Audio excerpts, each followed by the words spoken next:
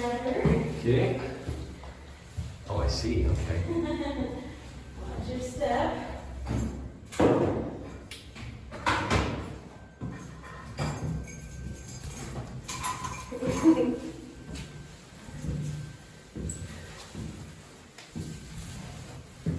Oh, wow.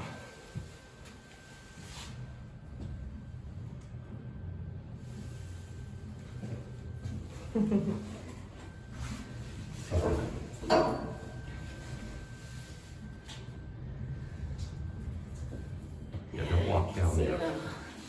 you want to go outside a little bit? Oh, yeah, that would be great. All right. Kind of like a submarine door. Very heavy. It's over 100 years old here now, so yeah, they built them differently then. Oh, wow.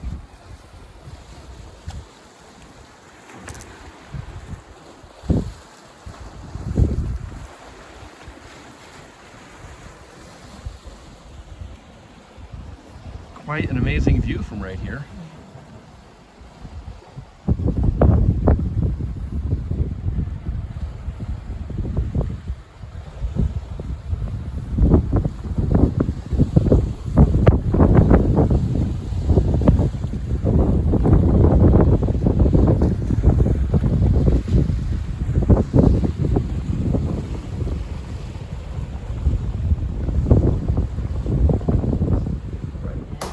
Hi everybody, this is Jeff from Pie of Genius, and I'm a business coach, and what I love to do is to partner with leaders and teams to really help them move their organizations or their business forward by tapping into the resources they have and just going from there. And what I also love to do is have interesting conversations with interesting people, and today I'm interviewing Erin, and we are actually on location at the Kiln Lighthouse up at the very top. That's this thing you see right here. It's an amazing view.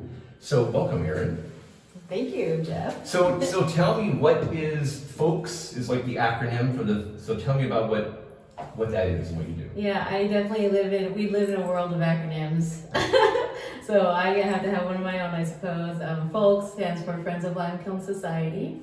Well, I initially started as an interpretive specialist here at the park in 2007, and then a few years later the budget cuts eliminated the position, and so kind of FOLKS was born out of a need to continue the programs and finding ways to deepen the visitors' experience here at the park. So running the interpretive center, things like that, and we have a wonderful group of volunteers and wonderful partnership with the parks here.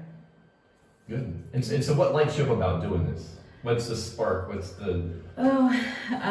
What doesn't light me up about this place? Yeah, right. It is gorgeous. Today, especially a winter day when you can get the sunshine like this, it just warms the heart to be able to have a place like this to come visit.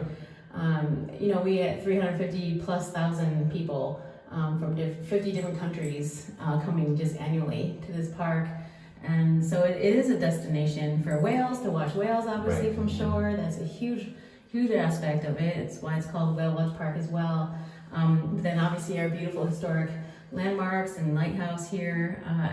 It just really lends, I consider it a microcosm of the Salish Sea. You can really experience everything the Salish Sea has to offer in this beautiful 40-acre park, and it's just been well maintained, and it's just growing in popularity and support as well. So I think just seeing people light up, people come here and they just really enjoy themselves and feel inspired by their experience. Any way we can do that, enhance that and deepen that is really our goal. And so when people are watching whales and they're just freaking out, or finding a peaceful place to sitting near a madrona, it really has everything to offer here. Yes, yeah. And I was remembering when I was driving up here to do this interview, just how beautiful the Westside is, and how the madronas that are over here are so big. It's an amazing thing. Yeah. Well, a lot of the firs, majority of the firs, with the exception of a few big grand firs now, massive firs, were all harvested for the kiln to fire the kilns here locally, and so the madronas were really given a lot of space to grow. So they didn't use those, they didn't harvest them for the kilns. So we'll see some massive firs or massive madronas around here too, and that's a big reason why. Yeah. So is there anything that you'd like to share with people that they need to know about, or something that's coming up, or any opportunities they have to volunteer, anything that you'd like to share before we... Oh, absolutely. Yeah, I mean, we really want to inspire on to action, where people feel inspired by the place already. How do we make some action out of that? And that's either volunteering here in the park, on the board, supporting monetarily, whatever people feel in that regard, or just going back to their own backyard and communities and doing things for those places that they love as well. So it's, right now we're kind of in the off season, but we're definitely ramping up really quick to when we really boost the ground front lines here. And so having volunteer efforts is massive. It's a major part of what we do here is people that are part of the community, either seasonally or full time, having ways to kind of plug in and be a conduit from the community to this place. And it is our backyard, so and as lucky as we are, we get to share the love of this place with those all the people that come here and visit. So it's just a really beautiful opportunity for that. And I hope that people feel inspired to get involved and be a part of Team Folks, Team on Kiln, whatever they feel like they want to plug into. It's a wonderful spot. And you're here, in the moment too. That gives you incentive to just hang out in the park. And when something happens to go by, you're here for the action, and that's a major incentive. And then there's also things like, Discover passes that you can get for volunteering, and other really. We have a really fun barbecue at the end of the season to celebrate our efforts and accomplishments, and so it's a team effort. It really couldn't happen with volunteers, and so that's our big thing right now is kind of ramping up to the season and just really hoping that people can start plugging in. Yeah. So we only have a little bit of time left. Why don't you share like maybe 3 things that someone wants to volunteer, like what are some of the things they would do? Yeah. I would enjoy doing that. Just give me the top 3 or something. The major ask is, and the most major aspect of what Folks does, what I do is we keep the doors of the Interpretive Center open. Okay. And that's actually a historic little building as well that was built for the keepers, the Lighthouse keepers originally back in the 30s when the Lighthouse Interpretive Center was built, and then in 2006 is when it was turned into an Interpretive Center. And so having those doors open, it's a wonderful resource for information and education. And then also we have a little gift shop in there that we just stock full of local cool stuff, like the shirts that we had made. Shout out to Jennifer Rigg, she's an amazing artist and helped us kind of develop this really cool shirt and image.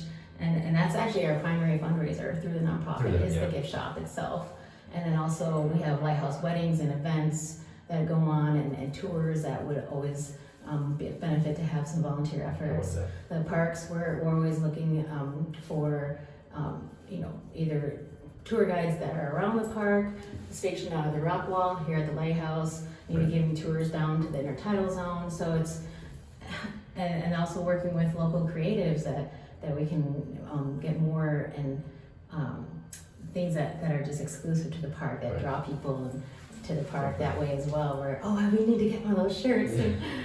So it's, even if it's not a volunteer level, I see it more of a stewarding level where we're bringing more of the community and the artists and bringing more involvement into the park that way as well. So it's a real full community effort going on. Well, thank you. It's cool to be here. If you guys are interested in volunteering, please, I'm going to put all the contact information for folks in the show notes below. They have a Facebook page, a web page, all kind of things. I'll put it all down there. Come check it out. It's on the west side of Juan Island. It's gorgeous and beautiful here. Okay, guys, you have a great day. Talk to you later. Bye-bye. Bye.